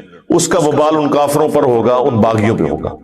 وَقَاتِلُوا الْمُشْرِكِينَ كَافَّةً، اور جنگ کرو مشرکین کے ساتھ پورے زور کے ساتھ، كَمَا يُقَاتِلُونَكُمْ كَافَّةً، جس طرح کہ وہ سب کے سب تمہارے ساتھ جنگ پر آمادہ ہوتے ہیں، تم بھی پوری اپنی تسلی کرو۔ وَاعْلَمُوا، اور جان لو، أَنَّ اللَّهَ مَعَ الْمُتَّقِينَ، بے شک اللہ تعالیٰ تقوی کی روش اختیار کرنے والوں کے ساتھ ہے، جو اللہ تعالیٰ کی شریعت کی پابندی کرنے والے لوگ ہیں ان کے ساتھ ہے اللہ تعالیٰ، جو اللہ سے ڈرنے والے ہیں۔ انما النسیء زیادۃ فی الکفر، حرمت والے مہینوں کو ہٹا دیتے ہیں اور اضافہ کرنا ہے کفر میں۔ زیادۃ فی الکفر یضل بہ الذین کفروا، اور اس کے ذریعے گمراہ کیے جاتے ہیں وہ لوگ جو کافر ہیں۔ وہ جو میں نے بتایا یہ مہینوں کی گنتی آگے پیچھے کرتے تھے وہ ساتھ آ بھی جائے گا۔ یحلونہ عاما ویحرمونہ عاما، حلال کر دیتے ہیں ایک مہینے کو ایک سال اور حرام کر دیتے ہیں اس کو دوسرے سال۔ وہ کیوں کرتے ہیں؟ گنتی پوری کرنے کے لیے۔ لیواطئوا عدۃ ما حرم اللہ، تاکہ وہ گنتی پوری کر دیں حرمت کے مہینوں کی جو اللہ کے ہاں ہے۔ وہ 4 کی گنتی وہ سال میں، یعنی انہوں نے 4 مہینے پورے کر دینے کسی طریقے سے، وہ چاہے اللہ کے بتائے ہوئے مہینے تھے یا نہیں تھے، انہوں نے کہا جی 4 کی گنتی ہم پوری کر دیں گے۔ زین لہم سوء اعمالہم، اس طرح آراستہ کر دیے گئے ان کے لیے ان کے برے اعمال۔ واللہ لا یہدی القوم الکافرین، اور اللہ تعالی کفر اختیار کرنے والوں کو جو جان بوجھ کے کفر اختیار کرتے ہیں انہیں کبھی ہدایت نہیں دیتا۔ یعنی یہ ہدایت زبردستی نہیں ہوگی، کوشش کرنے والوں کے لیے ہوگی۔ اور جو آنکھیں بند کر کے لیٹے ہوئے ہیں انہیں کبھی اللہ تعالیٰ جگائے گا نہیں۔ ہاں جو سوئے ہوئے ہیں انہیں جگایا جائے گا، اگر اٹھنا چاہیں تو اٹھ جائیں، اور جو اٹھنے کے لیے تیار نہیں ہے وہ جو مرضی ہو جائے، وقت کا پیغمبر بھی موجود ہو، اللہ کی وحی بھی نازل ہو رہی ہو، تب بھی ہدایت قبول نہیں کریں گے۔ اس کی واضح مثال ابو جہل ہے، ابو لہب ہے۔ ابو لہب تو ہاشمی تھا، نبی الاسلام کے خاندان سے تھا، لیکن دیکھ لیں ٹس سے مس نہیں ہوا، حالانکہ نبی الاسلام کا پورا کریکٹر بچپن سے لے کے بعثت تک ان کے سامنے تھا، اس کے باوجود انہوں نے حق کو قبول نہیں کیا۔ اور جن کی قسمت میں حق تھا وہ سلمان فارسی جیسے لوگ کہاں سے چلے؟ سلمان فارسی فارس سے چلے اور مکے تک پہنچ کے نبی الاسلام پر ایمان لے آئے۔ جو کوشش کرنے والے ہیں والذین جاہدوا فینا لنہدینہم سبلنا، جو لوگ بھی ہماری راہ میں کوشش کریں گے ہدایت کی راہیں کھل جائیں گی، ایسی راہیں کھلیں گی کہ کہیں نہ کہیں سے وہ خود بخود حق بات تک پہنچ جائیں گے۔ اور جو کفر کی روش اختیار کرنے والے جان بوجھ کے ان کو اللہ تعالیٰ ہدایت نہیں۔ ایک اور حدیث میں بیان کر دوں یہاں پر اسی کانٹیکسٹ میں، سنن ابی داؤد کے اندر صحیح سند سے حدیث ہے، مشکات میں بھی آپ کو دوسری جلد میں مل جائے گی۔ اللہ تعالیٰ کے جو اسماء اور ناموں کے اعتبار سے، اسماء اعظم جو اللہ کے بڑے نام ہیں جن کی وجہ سے اگر اللہ کی طرف رجوع لایا جائے تو دعا کی قبولیت ہوتی ہے، اس حوالے سے سنن ابی داؤد میں ایک حدیث ہے کہ نبی صلی اللہ علیہ وآلہ وسلم نے فرمایا کہ اللہ تعالیٰ کے جو اسماء اعظم ہیں، جسے ہم یہ اسم اعظم بھی کہتے ہیں، وہ قرآن حکیم کی 2 آیات کے اندر ہے، ایک سورۃ البقرہ کی اور ایک سورہ آل عمران۔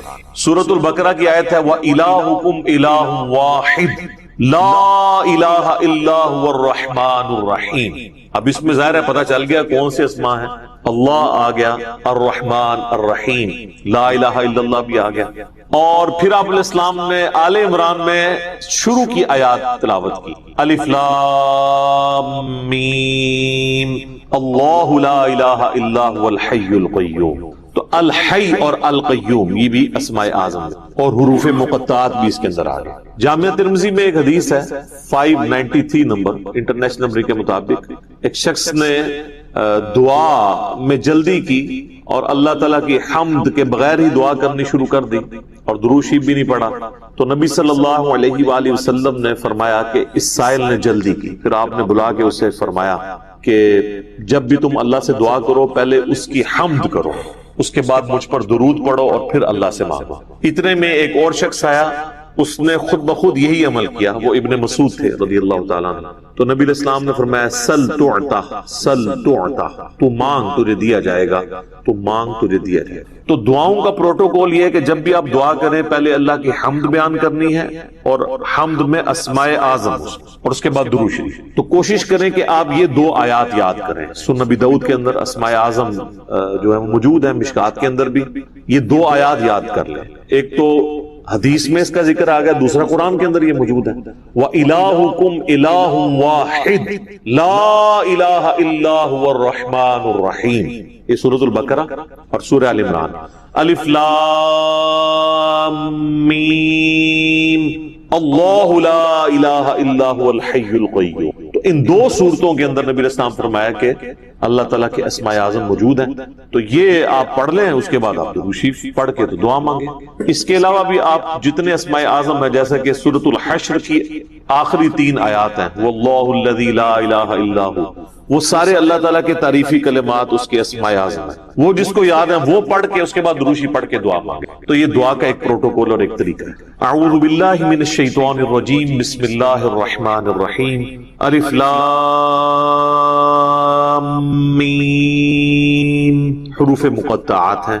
اللہ اور اس کے محبوب صلی اللہ علیہ وآلہ وسلم کے درمیان یہ کوڈ ورڈز ہیں. اللہ لا الہ الا هو الحی القیوم. اللہ ہی ہے کہ جس کے سوا کوئی معبود نہیں، وہ الحی ہے اور القیوم ہے. الحی وہ ہستی ہے جو خود سے زندہ ہو. کائنات میں ایک ہی ہستی ہے جو خود سے زندہ ہے، باقی سب کی زندگی ادھار ہے، مستار ہے، چاہے کوئی فرشتہ ہو، کوئی پیغمبر ہو، کوئی جن ہو، کوئی عام انسان ہو، کوئی جاندار ہو، کوئی بے جان ہو. ہر ایک کی زندگی ادھاری ہے اللہ کے دینے پر. جب تک وہ چاہے گا رہے گی، جب وہ چاہے گا ختم کر دے گا. کل نفس ذائقۃ الموت، ہر جان نے موت کا مزہ چکھا. سارے فرشتوں نے مرنا ہے، سارے پیغمبروں نے مرنا ہے، سارے جنات نے مرنا ہے، سارے انسانوں نے مرنا ہے. یہ موت ہر مخلوق کی ڈیسٹنی ہے، یہ تقدیر میں چیز طے ہے. اللہ ایک ہستی ہے جسے موت نہیں آتی. اسی لیے اگر زندگی کا لفظ کسی پر بولا جائے تو صرف اللہ ہی. الحی خود سے زندہ، اور القیوم قائم رکھنے والا. ساری کائنات اس کی وجہ سے قائم. اس کا اگر امر پیچھے سے ہٹ جائے تو کوئی بھی چیز اپنی جگہ پرفارم نہیں کر سکتی. اللہ تعالیٰ چاہے گا تو آگ گرم کرے گی، نہیں چاہے گا تو ابراہیم پہ دیکھیں ٹھنڈی ہوگی. تو آگ کچھ نہیں کر سکتی. اصل میں جو اللہ تعالیٰ نے اس کے اندر خاصیت رکھی ہے، جب تک اللہ چاہے گا کہ وہ ایگزیکیوٹ ہو تو ہوگی، ادروائز نہیں. یہ ہے القیوم. اللہ نے ہر چیز کو تھاما ہوا، خود سے زندہ ہے اور ہر چیز کو تھامے. تو اسی لیے دیکھیں نبی علیہ السلام نے جو میں نے ابو داؤد کی حدیث بتائی کہ اللہ کے اسماء اعظم میں سے ہے الحی القیوم. یہ والی آیت بھی آپ نے تلاوت کی. وَإِلَٰهُكُمْ إِلَٰهٌ وَاحِدٌ لَا إِلَٰهَ إِلَّا هُوَ الرَّحْمَٰنُ الرَّحِيمُ. الف لام میم اللہ لا الہ الا هو الحی. اسی طریقے سے جامعہ ترمذی میں ایک حدیث ہے، اس کی سند کمزور ہے لیکن اس کی صحیح سند المستدرک للحاکم میں موجود ہے اور سنن نسائی الکبرى کے اندر موجود ہے. عمل اليوم واللیلہ، صبح شام کے اذکار والے چیپٹر، کہ نبی علیہ السلام نے اپنی بیٹی فاطمہ سے فرمایا تھا اے میری بیٹی مجھ سے لے لے، اور صبح شام اس کو پڑھا کر. یا حی یا قیوم برحمتک استغیث اصلح لی شأنی کلہ ولا تکلنی الی نفسی طرفۃ عین. اے خود سے زندہ ہر چیز کو تھامنے والے، میں تیری رحمت کے ساتھ تیری مدد کا سوال کرتا ہوں. اصلح لی شأنی کلہ، میرے تمام کاموں کو سنوار. ولا تکلنی الی نفسی طرفۃ عین، اور مجھے پلک جھپکنے کے برابر بھی میرے نفس کے سپرد نہ کرنا، تو ہی مجھے سنبھال. تو اس میں بھی یا حی یا قیوم کا وظیفہ آ گیا. یہ بھی اللہ تعالیٰ کے اسماء، اور یہ اس وقت تقریباً اپنی ایکسٹریم کو پہنچ چکا ہے، خصوصاً ہمارے سب کانٹیننٹ کے اندر. اور اس طرح کے جب بھی کوئی معاملات ہوتے ہیں تو اس میں اولین ذمہ دار ظاہر ہے علماء سو ہوتے ہیں. علماء حق کی نہیں میں بات کرتا. اہل تشیع کے ہاں بھی جو علماء سو ہیں جن کی اکثریت ذاکرین کے اندر پائی جاتی ہے وہ بیسیکلی مجرم ہیں اس سارے معاملے کہ جنہوں نے اب یعنی ایک طرف مکتب اہل بیت کی بات ہو رہی ہے اور کئی ایک چیزیں جو اہل سنت کے ہاں اس طریقے سے لوگوں کو کلیئر نہیں ہے لیکن شیعہ کے ہاں ان کو کلیئر ہے. جیسے غدیر خم کی حدیث ہے من کنت مولا فہذا علی مولا.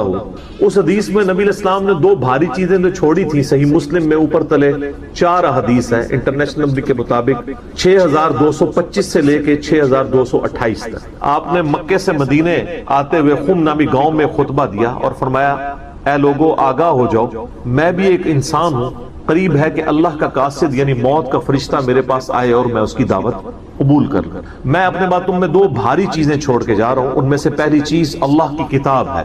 اس میں ہدایت ہے اس میں نور ہے. تم اللہ کی کتاب کو پکڑو اپنا تعلق اس کتاب کے ساتھ مضبوط کرو.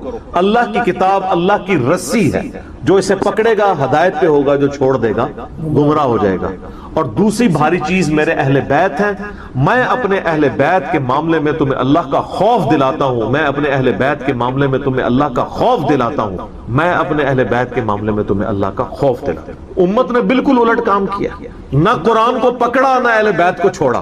یعنی قرآن کو پکڑنے کا حکم تھا قرآن کو چھوڑ دیا اور اہل بیت کے ساتھ حسن سلوک کا حکم تھا اہل بیت کو چھوڑا نہیں سب کو ہی قتل کر دیا. امت بالکل الٹ چلی. اب یہاں پہ غدیر خم پہ میرے کئی ایک کلپ یوٹیوب پہ لاکھوں لوگ دیکھ چکے ہیں. میں آج اس حدیث کو بیان کرنا مقصد نہیں تھا بلکہ اس حدیث کی کورالری کے طور پہ میں توحید کی بات کروں گا کہ اہل تشیع کے ہاں بڑے دعوے دار ہیں وہ کہ ہم مکتب اہل بیت کو فالو کرنے والے لوگ ہیں. تو غدیر خم پہ تو نبی علیہ السلام نے قرآن کو پکڑنے کا اہل بیت کے ساتھ اس نے سلوک کا حکم دیا تھا. یہ جو کچھ اہل تشیع کے ممبروں سے شرک بیان ہو رہا ہے غالی رافضیوں کے یہ کیا تعلیمات تھی اہل بیت کی؟ آپ دعائے کمیل بڑی اہل تشیع کے ہاں یعنی ریناؤنڈ ہے وہ پڑھ کے دیکھیں. اس طرح کی کوئی دعا توحید سے بھری ہوئی آپ کو اہل سنت کی کتابوں میں نہیں. نہج البلاغہ میں مولا علی رضی اللہ تعالیٰ عنہ علیہ السلام کے خطبات قرآن کے حوالے سے اور توحید کے حوالے سے پڑھ کے دیکھیں کمال کے خطبات ہیں. ان میں تو شرک قریب پھٹک ہی نہیں سکتا. پھر اصول الکافی جو حدیث کی بنیادی کتاب ہے اہل تشیع کے ہاں جس طرح ہمارے ہاں صحیح بخاری اور صحیح مسلم ہے اس میں اگر آپ شروع میں چیپٹر پڑھیں کتاب الکفر والایمان سر اتنی گاڑی توحید ہے اور اتنی ننگی تلوار ہے اس میں توحید کی کہ اس طرح کی آپ کو سخت احادیث بخاری مسلم میں نہیں توحید کے حوالے سے ملے. اور سب سے بڑھ کے قرآن جو غدیر خم پہ چھوڑا قرآن کی توحید جو ہے تو بالکل ننگی تلوار. لیکن جب جاہل علماء سو جاہل ذاکرین ممبروں پر بیٹھے اور امت کو لوریاں سنانا شروع کر دیں تو وہ پھر غلوف کریں گے. اور اس کا رزلٹ اس وقت یہ ہے کہ پہلے یہ فتنہ سب کانٹیننٹ میں اس طرح نہیں تھا. ایران میں تو اللہ کا فضل ہے کہ اس طرح کے معاملات نہیں ہیں. شام میں نصیریہ ایک فرقہ ہے اہل تشیع کا جو مولا علی کو خدا مانتے ہیں نعوذ باللہ الوہیت کلیم کر. اہل تشیع کے علماء نے ان کی باقاعدہ تکفیر کی. ایران کے جو اس وقت بھی جو ان کے سپریم لیڈر بھی ہیں اور آیت اللہ ہیں خامنائی صاحب کلیئر کٹ وہ تکفیر کرتے ہیں جو مولا علی کے بارے میں الوہیت کلیم کر رضی اللہ تعالیٰ عنہ علیہ السلام. اب انہی کے معاملات یہاں پہ بھی چلنے شروع ہو گئے. یہاں پہ ممبروں سے وہ مولا علی جل جلالہ نعوذ باللہ بلکہ وہ مولا حسین جل جلالہ اور وہ کہتے ہیں اہل بیت جو کائنات کا نظام نعوذ باللہ اہل بیت چلا رہے ہیں. اور بھائی یہ کائنات اللہ نے بنائی ہے یہ کائنات کا نظام بھی اللہ چلا رہا ہے. مولا علی کو بھی اللہ نے بنایا ہے اور مولا علی کو اللہ نے موت دے دی. اب وہ قیامت تک جنتوں میں زندہ ہے دنیا سے ان کی موت ہو چکی کوئی دنیا کا نظام نہیں چلا رہے مولا علی. اور قیامت والے دن مولا علی نے ان کو پکڑ کے نا تو دوزخ میں دھکا دینا ہے جنہوں نے مولا علی کے نام کے اوپر یہ شرک شروع کیا. لیکن اب ان کی زبانوں کو کون لگام دے. اب کچھ عرصے سے اہل تشیع کی میٹنگز ہونا شروع ہوئی ہیں. ان کے جو بڑے بڑے علماء ہیں نا انہوں نے باقاعدہ کانفرنسز کال کی ہیں باقاعدہ ریٹن فارم میں انہوں نے کفر کے فتوے نکالے ہیں ان جو نصیریہ ٹائپ کے جو اہل تشیع میں غالی رافضی موجود ہیں کہ بھئی یہ اسلام سے خارج ہیں. اگر یہ علی کو خالق علی کو مالک اور علی کو رازق ماننا شروع کر دیں گے تو یہ تو مولا علی کی سکھائی ہوئی توحید کے ہی منافی ہے. لیکن اب وہاں پہ کیا ہے، وہ کہتے ہیں جی ذاکرین کا وہی موقف ہے، وہ کہتے ہیں جی کہ یہ جو علماء دین بیان کر رہے ہیں نا یہ تو کتابوں میں ہے، ہم جو دین لے کے چل رہے ہیں وہ سینہ بہ سینہ ٹرانسفر ہوا ہے۔ وہی بیماری جو اہل سنت کے ہاں بھی پائی جاتی ہے، جب آپ کسی کو قرآن و سنت سے دلیل پیش کرتے ہیں تو جو غالی صوفی ہیں وہ کہتے ہیں یار دین سارا کتابوں میں تو نہیں، بلکہ آپ تو غالی علماء نے بھی کہنا شروع کر دیا حدیث میں آیا ہے، حدیث میں آیا ہے۔ کہتا ہے نا وہ ایک مولانا نقلیں میری اتارتا ہے نا، تو وہ یہ بتانا چاہتا ہے حدیث تو تمہاری ہے، ہمارا کیا حدیث سے لینا دینا۔ کہتا ہے علماء سے پوچھ پوچھ کے ان کے سینوں سے معاملات چل رہے ہیں۔ تو جس طرح اہل سنت کے ہاں غالی صوفی پائے جاتے ہیں جو کہتے ہیں دین سینہ بہ سینہ ٹرانسفر ہوا ہے، اہل تشیع کے ہاں غالی ذاکرین پائے جاتے ہیں جن کا یہ موقف ہے، اور بدقسمتی سے اکثر ممبر انہی کے ہاتھ میں ہے۔ اب کچھ علماء کو ہوش ہے، میرے پاس تو اہل تشیع کے علماء آتے رہتے ہیں اور ہم سے تو خیر گلے مل کے سنی بھی روتے ہیں کہ جی کیا کریں سنیوں کا، اور شیعہ بھی ہم سے گلے آ کے ملتے ہیں کہ جی کیا کریں ان کا، یعنی جو لوگ درد رکھنے والے لوگ ہیں وہ سمجھتے ہیں کہ ہمارے ان معاملات میں خرابی ہو رہی ہے۔ پچھلے دنوں باقاعدہ کلپ آیا ہے سید جواد نقوی صاحب کا، بہت سٹرکٹ وہ کلپ تھا۔ انہوں نے کہا کہ یہ آپ حسین کے ماننے والے ہو، حسین نے یزید کے خلاف قیام کیا تھا نا، تم نے اگر قیام کرنا ہے نا تو ان غالی رافضیوں کے خلاف قیام کرو جو مولا علی کے نام کے اوپر شرک پھیلا رہے ہیں۔ انہوں نے کہا ہر کہتے ہیں ابے آگے بتاتے ہو فلاں نے یہ کہہ دیا فلاں نے، تم وہاں کیوں نہیں کھڑے ہو کے قیام کرتے ان کے خلاف؟ حسین کا نام بھی لیتے اور حسین کے نام پہ ایک بندہ شرک پھیلا رہا ہے۔ حسین نے جان اس لیے دی تھی کہ ان کے نام کے اوپر لوگ شرک پھیلائیں، جس طرح جیزس کرائسٹ عیسیٰ ابن مریم جو امام الموحدین تھے ان کے نام کے اوپر 2.25 ارب عیسائیوں نے شرک پھیلایا ہوا ہے، لیکن عیسیٰ علیہ السلام کی تعلیمات نہیں تھی۔ اب اگر کوئی یہ سمجھتا ہے کہ میں حضرت عیسیٰ کے ساتھ نسبت مضبوط کرنا چاہتا ہوں تو اس شرک سے تو چھٹکارا حاصل کرے جو ان کے نام کے اوپر کھڑا کیا۔ تو ان کو بھی چاہیے ان میں جو سمجھدار علماء ہیں وہ پبلکلی آ کے لیڈ کریں اور لوگوں کو بتائیں۔ اور اس حوالے سے سید جواد نقوی صاحب حفظہ اللہ تعالی، میں ان کی بڑی قدر کرتا ہوں، انہوں نے بڑا دلیرانہ کام کیا۔ پچھلے دنوں ہم نے ان کے مدرسے کا وزٹ بھی کیا تھا، وہ بھی میری ویڈیو اسٹڈی ہوئی ہے، ان کا باقاعدہ ویڈیو کلپ آیا ہے، اور اسی طریقے سے ثاقب اکبر صاحب کا بھی ویڈیو کلپ ایک آ چکا ہے، حیدر بھائی کا بھی ایک کلپ آیا جس میں انہوں نے بڑا سٹرکٹلی اس حوالے سے کہا یہ قرآن کی بھی تعریف کر رہے ہیں اور توحید کا جنازہ نکال رہے ہیں۔ یعنی یہ عجیب و غریب معاملات ہیں کہ آپ نے چلے علم لگائے تھے ایک نشانی کے طور پہ، اب ان جھنڈوں کے آگے آپ نے لا کے جناب کھانا رکھنا شروع کر دیا ہے، تابوتوں کے آگے لا کے کھانا رکھنا شروع کر دیا ہے، جس طرح کے ہندو قبروں کے سامنے لا کے کھانا رکھتے ہیں، اور ہمارے اہل سنت کے ہاں لوگ مزارات کے آگے لا کے وہ سارا کھانا رکھ رہے ہوتے ہیں، اور پھر یہاں پہ اکتفا نہیں ہے بلکہ علم کو تابوتوں کو سجدے کرنے شروع کرتے ہیں۔ تو یہ سجدہ کسی کے ہاں بھی جائز نہیں، نہ سجدہ تعظیمی، اور سجدہ عبادت تو ہے ہی کفر ہے، اگر کوئی تعظیم کے لیے بھی کرتا ہے وہ بھی حرام ہے۔ اگلی شریعتوں میں اجازت تھی، اس شریعت میں تو حرام ہو چکا ہے۔ اہل سنت اہل تشیع کا اجماع ہے، میں اس کے دلائل میں نہیں پڑھنا چاہتا، یعنی ایک جو چیز ایگریڈ اپان، جو چیز اجماع سے ثابت ہے اس کے لیے دلیل دینے کی ضرورت نہیں۔ تو اس وقت ان علماء کی ذمہ داری ہے کہ فرنٹ سے لیڈ کریں، اور جو لوگ اہل تشیع میں فرنٹ سے لیڈ کر رہے ہیں میں ان کو یعنی دل سے قدر کرتا ہوں، اور بلکہ میں یہ کہتا ہوں کہ اہل سنت میں بھی اتنا جگرا ہونا چاہیے کہ وہ بھی اپنے اس طرح کے غالی صوفیوں کے خلاف مقدمات کریں۔ ویسے تو ہمارے اہل سنت کے ہاں بریلوی مکتبہ فکر کے جو علماء ہیں وہ مخالفت تو کرتے ہیں قبر پرستی کی، لیکن جب ان کو کہیں کہ ان قبر پرستوں کو روکیں قبر پہ سجدے کرنے سے تو اس کے لیے وہ تیار نہیں ہوتے۔ تو اگر آپ کے مسلک کی بدنامی ہو رہی ہے ان کی وجہ سے تو ان کو روکیں، لیکن اہل تشیع اس میں ایک سٹیپ آگے ہیں، وہ ان تمام علماء کے خلاف باقاعدہ کورٹ میں مقدمے کرتے ہیں، ان کو جیلوں میں ڈلوایا ہوا ہے جنہوں نے یہ نعرے لگوائے ہیں علی رازق علی خالق نعوذ باللہ۔ اہل تشیع نے باقاعدہ ان کے خلاف مقدمے کیے کورٹ میں جا کے، اور ان کو جیلوں میں ڈلوایا کہ ان کی وجہ سے ہمارے مسلک کی بدنامی ہو رہی ہے، یہ ہمارا عقیدہ نہیں ہے۔ تو یہ بڑے جرت والا کام ہے، اہل سنت میں بھی لوگوں کو سامنے آنا چاہیے۔ اگر ہم سامنے آئیں گے تو ہمیں تو آپ ویسے ہی ہم آپ کو برے لگیں گے کہ آپ تو مطلب ہمیں غلط سمجھتے ہیں۔ آپ خود جن چیزوں کو غلط سمجھتے ہیں ان کے لیے تو آپ سامنے آئے نا۔ ہم تو نہ شیعہ کے اوپر مقدمہ کریں گے نہ سنیوں کے اوپر، ہم تو اپنا مقدمہ عوام کی عدالت میں پیش کریں۔ کیوں؟